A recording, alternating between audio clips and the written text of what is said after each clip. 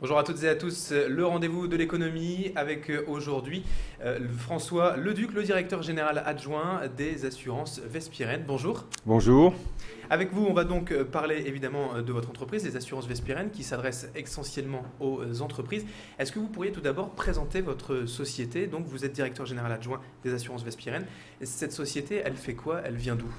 Alors Vespirène est une entreprise du Nord qui a été fondée en 1880 à Roubaix par la famille Vespirène et qui aujourd'hui est toujours, je dirais, entièrement détenue par la famille Vespirène. C'est donc une société, comme on dit, patrimoniale, une société familiale du Nord et qui fonctionne donc dans le courtage d'assurance. Alors le courtage d'assurance, c'est quoi? Comment on peut le présenter pour nos téléspectateurs?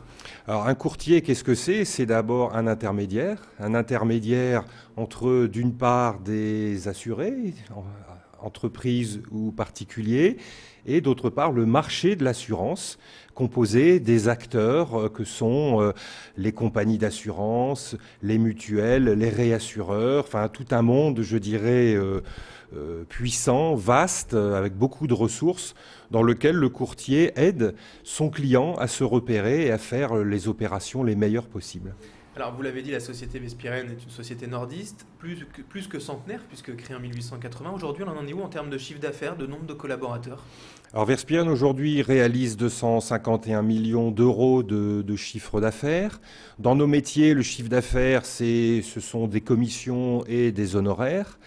En quelque sorte de la marge brute pour nous, sachant que notre volume, je dirais, de facturation, pourrait-on dire, se situe autour de 2,6 milliards d'euros de primes et de cotisations gérées.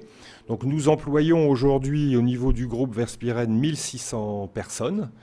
Et je dirais cette population se situe aujourd'hui majoritairement en région Île-de-France, même si donc le siège de nos activités se situe bien évidemment à Ouascal, ici dans la banlieue de Lille.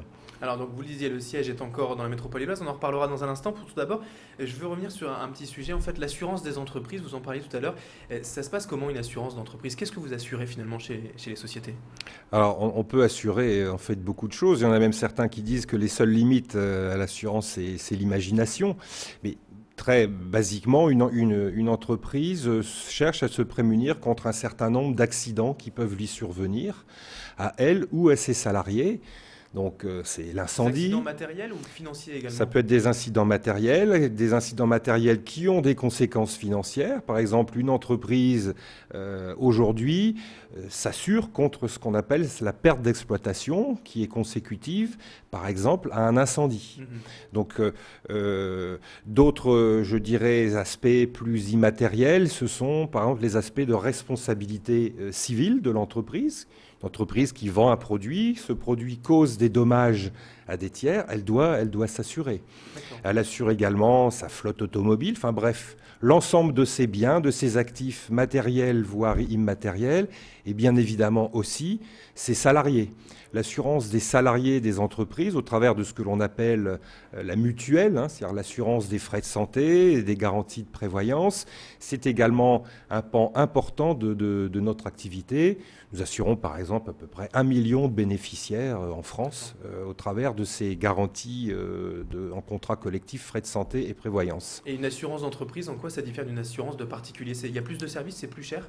Alors fondamentalement, ça ne diffère pas d'une assurance de particulier dans la mesure où ça consiste à assurer un aléa, quelque chose dont on n'est pas sûr mais qui peut survenir.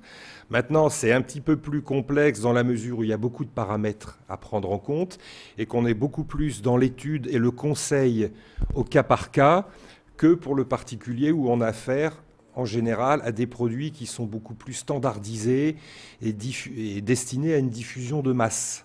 Ce n'est pas le cas de l'assurance de l'entreprise où, comme je le disais à l'instant, chaque cas nécessite quand même une étude attentive des vulnérabilités, des capitaux existants à protéger, la valeur des murs, la valeur des stocks, les enjeux en termes de responsabilité civile, que ce soit en France ou à l'international, parce qu'aussi une dimension importante de notre activité se déploie à l'étranger, puisque Vespirène est en mesure d'accompagner dans le monde entier ses clients entreprises, soit au travers de ses filiales, soit au travers d'un réseau de partenaires qui a été créé dans le monde. Alors on disait tout à l'heure, donc la société Verspiren a été créée à Roubaix, le siège est encore dans le Nord.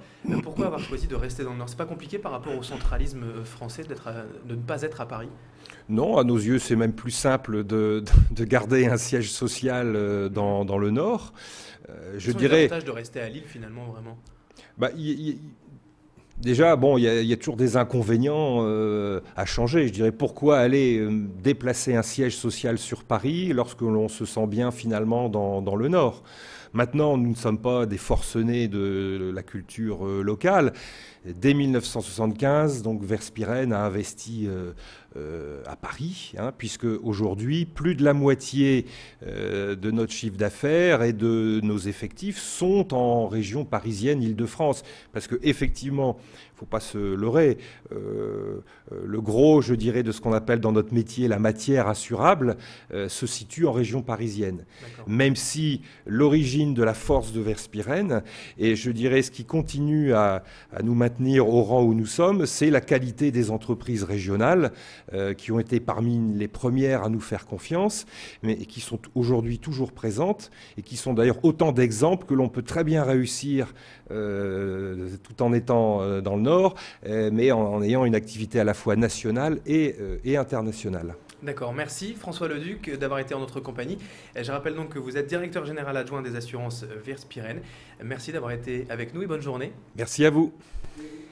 Et merci également à vous d'avoir suivi ce rendez-vous de l'économie. Dans un instant, la météo et l'infotrafic.